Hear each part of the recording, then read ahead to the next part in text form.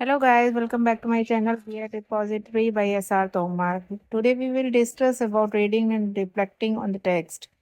The text are silence, dialogue, and how students learn. First of all, I have created an index in which we will add reading and reflection, purpose of reading and reflecting on text, process, then type of text, how many types, then massive scale details we will add in it.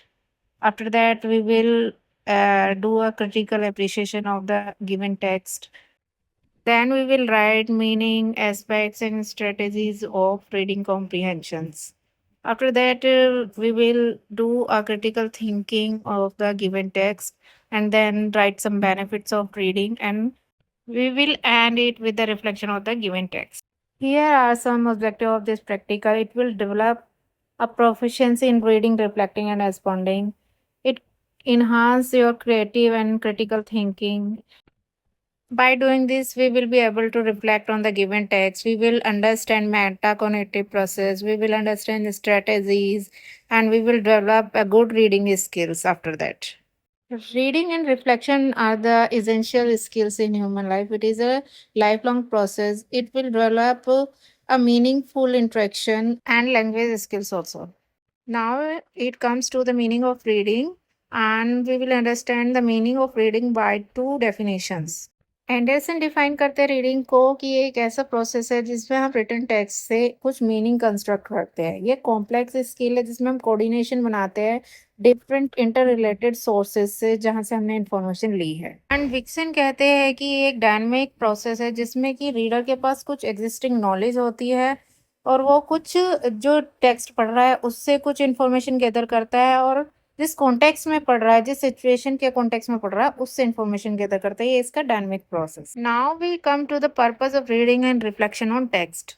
Reading and reflection हम करते हैं first of all pleasure के लिए। जिस area में हमारा interest है उस एरिया के टेक्स्ट को हम रीड करते हैं क्योंकि हमारा वहाँ इंटरेस्ट है। दूसरा हम उसके लिटरल अंडरस्टैंडिंग के लिए जो भी टेक्स्ट हमने पढ़ा है उसको उसका जो लिटरल मीनिंग है उसको अंडरस्टैंड करने के लिए। तीसरा कि हम जो भी टेक्स्ट पढ़ रहे हैं उसको एनालाइज करके उसको इंटरप्रेट करके अपनी लाइफ में उसको अप्लाई कर पाए। ठीक है, तो उसके लिए भी हम रीडिंग एंड रिफ्लेक्शन करते हैं। देन कुछ अलग यूजफुल पर्पसेस है जैसे कि इससे हमारी स्किल्स जो होती है वो इम्प्रूव होती है, चाहे वो रीडिंग हो राइटिंग हो। ठीक है, उसके बाद कि अगर हम कुछ पढ़ रहे हैं तो उससे उसको जो भी हमने पढ़ा है रिफ्लेक्ट कर पाते हैं, हमारी हैबिट बन जाती है पढ़ने की। ठीक है, अब हम लिखेंगे कि रीडिंग का जो प्रोसेस होता है वो क्या होता है। तो सबसे पहले हम प्री रीडिंग करते हैं। प्री रीडिंग जो कि रीडिंग के प्रोसेस से पहले का पार्ट है। इसमें हम एक पर्पस हमारे पास होता है कि हम जो रीडिंग कर रहे हैं उसको क्यों हम रीडिंग कर रहे हैं। देन हम प्रिडिक्ट करते हैं कि किस टाइप का हमें बुक या टेक्स्ट पढ़ना है। उसके बारे में कुछ क्वेश्चंस डेवलप करते हैं अपने मन में कि जिस जो आंसर हमें बाद में मिल सके। ये हमारी नॉलेज को भी बिल्डअप करता है कि किस लैंग्वेज में है, क्या उसका फॉर्मेट है, क्या टॉपिक है, कौन सा इशू या आइडिया उसमें कवर हुआ है टेक्स्ट में। इसके बाद हम कुछ वर्ड्स की स्कैनिंग भी करते हैं जिसमें हम वोकेबलरी का जो मीनिंग है वो ढूंढते हैं। इस दौरान दो टर्म्स आती है, स्कीमिंग एंड स्कैनिंग। स्कीमिंग एक प्रोसेस है जो कि बहुत जनरल है जिसमें हम मेन आइडिया देखते हैं कि जो टेक्स्ट का मेन आइडिया है क्या है। लेकिन स्कैनिंग के दौरान हम क्या करते हैं कि कुछ स्पेसिफिक जो टेक्स्ट है उसी को ही हम रीड करते हैं कि हमें क्या पढ़ना है, उस स्पेसिफिक टेक्स्ट को ही हम ढूंढते हैं। Now we come to the process of while reading. ये प्रोसेस एक ऑर्डरली प्रोसेस है। इसमें सबसे पहले हम टाइटल या हेडिंग को रीड करते हैं, उसके बाद सब हेडिंग्स आती है, देन हेड पैराग्राफ रीडिंग होती है, देन फाइनल पैराग्राफ। और इस दौरान हम ईच पैराग्राफ का जो फर्स्ट सेंटेंस होता है उसको रीड करते हैं और एंटायर टेक्स्ट को भी रीड करते हैं। During the process of while reading we will join the different elements of the text. हम गैस कर सकते हैं एक वर्ड से ही पूरे टेक्स्ट का मीनिंग। स्टार्टिंग में जो हमने क्वेश्चन प्लान किए थे उनके आंसर्स को हम फाइंड करते हैं। हम यहाँ साइलेंट रीडिंग भी करते हैं। अब आप प्रोसेस आता है पोस्ट रीडिंग का। पोस्ट रीडिंग में क्या करते हैं, हम इवेल्युएट करते हैं कि जो भी टेक्स्ट हमने पढ़ा है वो कैसा था, इफेक्टिव था या नहीं था। हम उसकी एक मैपिंग करते हैं कि क्या आइडियाज़ हमने वहाँ से गेन किए हैं। उसके बाद हम उसको एनालाइज करते हैं कि उसकी लैंग्वेज या कंटेंट कैसा था। फिर हम जो हमने क्वेश्चन जो हमने प्री रीडिंग में प्लान किए थे उनके आंसर्स को फाइंड आउट करने की कोशिश करते हैं। अब आता है टाइप ऑफ टेक्स्ट। तो मैंने यहाँ पर 5 टाइप ऑफ टेक्स्ट जो है डिस्क्राइब किया है। सबसे पहले मैंने नैरेटिव को डिस्क्राइब किया है। नैरेटिव टेक्स्ट जो होते हैं ना, एक रियल या फिक्शनल स्टोरी होते हैं जिनको ऑथर जो है नैरेट करता है। वो उसका मेन जो मोटो होता है वो होता है कि लर्नर कुछ लेसन उससे गेन करे। एक्सपोजिटरी टेक्स्ट का जो पर्पस होता है वो एक स्पेसिफिक टॉपिक की इंफॉर्मेशन देना होता है। इसमें जो स्टोरी टेलिंग होती है वो बहुत स्ट्रेट फॉरवर्ड होती है। इसमें एक स्पेसिफिक टॉपिक के बारे में ही बात होती है। मान लो फॉर एग्जांपल कि कहीं की जो पॉपुलेशन है वो इंक्रीज हो रही है, तो उसके पीछे का जो रीजन है वो डिस्कस होगा इसमें। अब आता है टेक्निकल टेक्स्ट। ये भी एक्सपोजिटरी टेक्स्ट की तरह ही एक स्पेसिफिक टॉपिक के बारे में बात करता है, बट यहाँ पर डिफरेंस होता है लैंग्वेज का। जैसे कि यहाँ पर जो टर्मिनोलॉजी यूज होती है वो बहुत स्पेसिफिक होती है। वो एक फिगरेटिव लैंग्वेज में बात नहीं करते, एक स्पेसिफिक टर्मिनोलॉजी के थ्रू किसी इशू को टेक्स्ट में एड्रेस किया जाता है। पर्सुएसिव टेक्स्ट में जो ऑथर होता है वो क्या करता है कि ऑडियंस के ओपिनियन को चेंज कर देता है। वो उनको कन्विंस कर लेता है कि जो ऑथर का ओपिनियन है वो ही ऑडियंस का ओपिनियन बन जाए, जैसे कि एड में हम देखते हैं। साइंटिफिक टेक्स्ट एक ऐसा रिटन टेक्स्ट है जिसमें कि जो इंफॉर्मेशन होती है वो रिलेटेड टू कॉन्सेप्ट होती है, थ्योरीज की बात होती है। उसमें साइंटिफिक नॉलेज के ऊपर ही बेस्ड जो टॉपिक होते हैं वो डिस्कस किए जाते हैं। Now we will talk about the most important topic of Marcy scale. Please pay attention toward the Marcy scale. It is very important. की फुल फॉर्म है Meta cognitive knowledge of reading strategies inventory.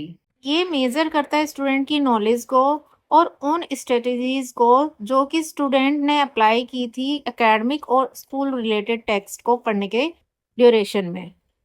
Now we will move to metacognition of the reading. Metacognition एक additional type का reflection है जिसमें कि हम generally ये देखते हैं कि एक थिंकिंग का ऐसा एक्ट है जिसमें हम रिफ्लेक्ट करते हैं किसी भी टेक्स्ट को जो हमने रीड किया है। ये पर्टिकुलरली जब होता है जब लर्निंग का प्रोसेस एक्टिवली होता है, जब लर्नर एक्टिवली पार्टिसिपेट करता है लर्निंग में और इसमें बच्चा कॉम्प्रिहेंड करता है कि उसने क्या रीड किया है। मेटाकॉग्निटिव स्किल्स और टेक्स्ट कॉम्प्रिहेंशंस को हम इंटरचेंजेबली यूज कर सकते हैं। हम अपने स्टूडेंट्स की हेल्प कर सकते हैं मेटाकॉग्निटिव स्किल्स को डेवलप करने में। इसके लिए हम एक प्लान को क्रिएट करते हैं रीडिंग से पहले, वो जिससे कि बच्चों को हेल्प कर सके कि उनकी जो मेटाकॉग्निटिव अवेयरनेस है वो बिल्डअप हो सके। फिर हम जो बच्चे पढ़ रहे हैं, जिस बुक को पढ़ रहे हैं, उन्होंने क्या समझा है, उनकी अंडरस्टैंडिंग कहाँ तक गई है, उसको ट्रैक करते हैं। लास्ट में हम बच्चों की जो नॉलेज है, अंडरस्टैंडिंग है, उसको असेस करते हैं कि जो टेक्स्ट उन्होंने रीड किया है उसको क्या वो रिफ्लेक्ट कर पा रहे हैं या नहीं। Now we will talk about metacognitive strategies of inventory. There are 3 types of metacognitive strategies. One is global reading strategy, second one is problem solving technique and third one is support reading technique. Global reading strategies help करती है reader को किसी भी text को पढ़ने के बाद उसका जो मीनिंग अंडरस्टैंड करना होता है उसको अंडरस्टैंड करने में रीडर की ग्लोबल रीडिंग स्ट्रेटजी हेल्प करती है। इससे वो रीडिंग के गोल को फुलफिल कर पाता है।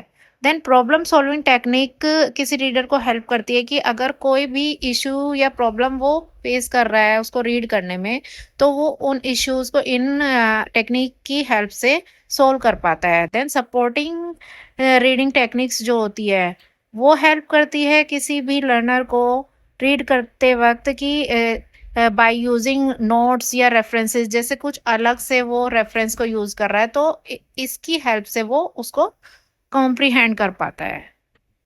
अब आप जो टेक्स्ट पढ़ेंगे मार्सी स्केल की हेल्प से आपको उसका रिजल्ट भी निकालना होगा। तो उसको कैसे आपको यूज करना है उसकी डायरेक्शंस यहाँ पर लिखी हुई है। इसमें 1 to 5 नंबर्स होते हैं और उनका मीनिंग होता है एज इट इज हमें यूज करना होता है। जैसे कि 1 2 3 4 5 का जो मीनिंग लिखा हुआ है एज इट इज आप उसको नंबर देंगे। ठीक है। जैसे फॉर एग्जाम्पल अगर कोई टेक्स्ट आपने कभी नहीं पढ़ा तो उसको आप 1 नंबर देंगे मार्सी स्केल में।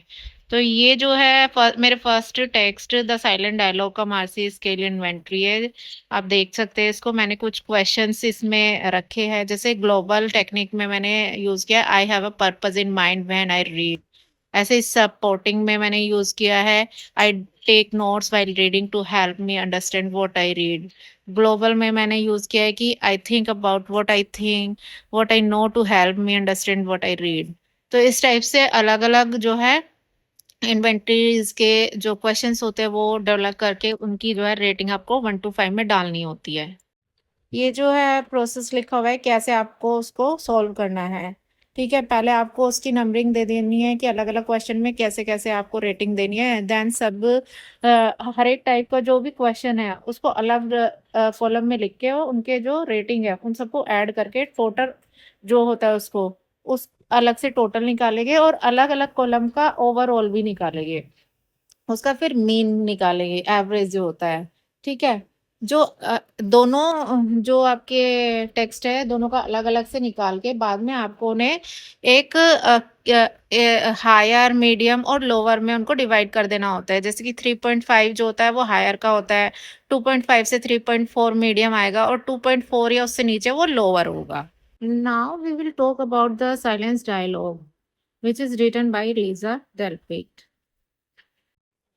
ये जो पिक्चर में आप देख रहे हैं ये ही ऑथर है लीजा डेल्पिट। इन्होंने जो है BA in education and BA in psychology किया है। ये करंटली एग्जीक्यूटिव डायरेक्टर है सेंटर फॉर अर्बन एजुकेशन में। She got an award for outstanding contribution in the education also. Here is the picture of the book, and central idea of the book is there is a difference in the communication of black and white educators. ये जो text है इसमें उन conflicts को दिखाया गया है जो एक क्लासरूम के विदिन होते हैं। इसमें जो एजुकेटर्स वाइट और नॉन वाइट होते हैं उनके बीच के जो कॉन्फ्लिक्ट्स है उनको दिखाया गया है कि कैसे उनके बीच में लैक ऑफ कम्युनिकेशन होता है। जो पार में बैठे हुए लोग होते हैं उन्हें ये लगता है कि जो उन्होंने कम्युनिकेशन का वे बनाया है वो ही पावरफुल है और वो उसको थोपने की कोशिश करते हैं जो पार में नहीं है उनके ऊपर। तो उससे क्या होता है दोनों के बीच में लैक ऑफ कम्युनिकेशन हो जाता है। अब हम बात करेंगे हमारी सेकेंड टेक्स्ट की which is how student learn, written by John D Bransford. Bransford एक हाईली इनोवेटिव कंट्रीब्यूटर है in the field of education and human cognition. इन्होंने एक ऐसी टेक्नोलॉजी को डिजाइन किया जिसने इन्हांस किया लर्निंग इन्वायरमेंट को। इन्होंने बीए किया है साइकोलॉजी में और पीएचडी की है कॉग्निटिव साइकोलॉजी में। इस बुक की जो रूट्स है these are taken from the committee on development of science in learning. ये बुक जो है स्टेट करती है कि साइंस ऑफ लर्निंग की जो फाउंडेशन है उसको cognitive and developmental science provide करती है और ये फाउंडेशन ही बिल्ड करती है उन कॉन्सेप्ट्स को जो कि लर्निंग प्रोसेस में होते हैं या फिर कॉम्पिटेंट परफॉर्मेंस की डेवलपमेंट में हेल्प करते हैं। जब बच्चे किसी क्लास में आते हैं तो उनके माइंड में एक प्री कंसेप्शन होती है, लेकिन जब वो क्लास के अंदर आते हैं तो जो फैक्चुअल नॉलेज होती है वो उसके बारे में इंक्वायरी करते हैं, उन फैक्ट्स को कॉम्प्रिहेंड करते हैं और उनको ऑर्गेनाइज करते हैं अपने माइंड में। क्रिटिकल एप्रिशिएशन ऑफ टेक्स्ट में हम ये देखते हैं कि जो भी टेक्स्ट हमने रीड किया है उससे हमारी स्किल्स इन्हांस हुई है, उससे हमें कुछ मैसेज मिला है। किस टाइप का वो टेक्स्ट था? फर्स्ट टेक्स्ट जो था मेरा एक्सपोजिटरी टाइप ऑफ टेक्स्ट था। इसमें कम्युनिकेशन स्टाइल्स दिखाए गए थे between the educators of the classroom. Second जो मेरा टेक्स्ट था हाउ स्टूडेंट लर्न, वो साइंटिफिक टाइप ऑफ टेक्स्ट था जिसमें कि कुछ ऐसे फैक्चुअल कॉन्सेप्ट पर बात की गई थी जिससे कि बच्चे की जो लर्निंग का जो प्रोसेस है वो डेवलप हो सके। अब हम बात करेंगे रीडिंग कॉम्प्रिहेंशन के मीनिंग की। रीडिंग कॉम्प्रिहेंशन एक थिंकिंग प्रोसेस है जिसमें हम जो भी टेक्स्ट रीड कर रहे हैं उसको कॉम्प्रिहेंड करते हैं, उसका क्या मीनिंग है उसको अच्छे से कॉम्प्रिहेंड करना ही रीडिंग कॉम्प्रिहेंशन कहलाता है। Now will talk about different aspects of reading comprehension. तो यहाँ पर डिफरेंट एस्पेक्ट है जैसे कि वर्ड मीनिंग। जो हमने वर्ड कोई रीड किया है तो उसका मीनिंग क्या है, वो किस कॉन्टेक्स्ट में बात कर रहा है, क्या ऑथर का पर्पस है, उस वर्ड को यूज़ करने का, क्या मैसेज वो देना चाहता है, क्या उसका पर्पस है उस टेक्स्ट को यूज़ करने का, ये सब हम इन एस्पेक्ट्स में बात करते हैं। देन हम स्ट्रेटजीज़ की बात करते हैं रीडिंग कॉम्प्रिहेंशंस की। इसमें सबसे पहले हम कनेक्शन बिल्डअप करते हैं कि जो हमारी प्रीवियस नॉलेज थी उसको हम एग्जिस्टिंग नॉलेज से कनेक्ट करते हैं। उसके बाद हम प्रेडिक्ट करते हैं कि अगर हम कोई टेक्स्ट पढ़ रहे हैं तो उसमें क्या आगे होगा, ये सब हम प्रेडिक्ट क्वेश्चनिंग करते हैं कि एज ए लर्नर हमें कोई क्वेश्चन है तो क्या हम उसको मतलब आंसर कर पा रहे हैं या नहीं। उसके बाद हम मॉनिटर करते हैं, एज ए टीचर हम ये मॉनिटर करते हैं कि अगर बच्चा कुछ पढ़ रहा है तो क्या उसको समझ आ रहा है। देन कुछ मेंटल इमेजेस को क्रिएट किया जाता है, विजुअल्स क्रिएट करके वो एक उसका मीनिंग जो होता है उसको अंडरस्टैंड करते हैं एंड लास्ट में उसको समराइज करते हैं। Critical thinking is a process which will be helpful to write a reflection about this text. तो जैसा कि मैंने बताया कि दोनों ही टेक्स्ट जो है अपने आप में डिफरेंट है। एक जो टेक्स्ट है साइलेंट डायलॉग, उसमें बात की गई है कॉन्फ्लिक्ट्स की जो राइज करते हैं with in and outside the classroom. और सेकंड जो मेरा टेक्स्ट है हाउ स्टूडेंट लर्न, वहाँ पर बात होती है लर्निंग प्रोसेस ऑफ स्टूडेंट की। Now we will discuss about the benefits of reading. ये हमारी लिटरेसी स्किल को इम्प्रूव करता है, एकेडमिक सक्सेस में हेल्पफुल होता है, ओवरऑल नॉलेज इनहांस होती है, कॉग्निटिव डेवलपमेंट में हेल्पफुल होती है। It also develop our critical communication and creative skills. And lastly जैसे कि मैंने कहा था, अगर आपने जो है क्रिएटिव थिंकिंग अच्छे से की है तो आप एक बहुत अच्छा रिफ्लेक्शन लिख सकते हैं दोनों ही टेक्स्ट का। तो ये आपको रिफ्लेक्शन लास्ट में ऐड ऑन करना होता है दोनों टेक्स्ट का अलग अलग। आई होप जितना मैंने आपको समझाया टेक्स्ट के बारे में तो आप एक अच्छा रिफ्लेक्शन इसका लिख पाओगे खुद से। So it's all about in today's video. If you like the video, please like, share and comment also. And don't forget to subscribe my channel. If you have any query, please ask in the comment box. I will meet you in the next video. Till then, thank you and goodbye.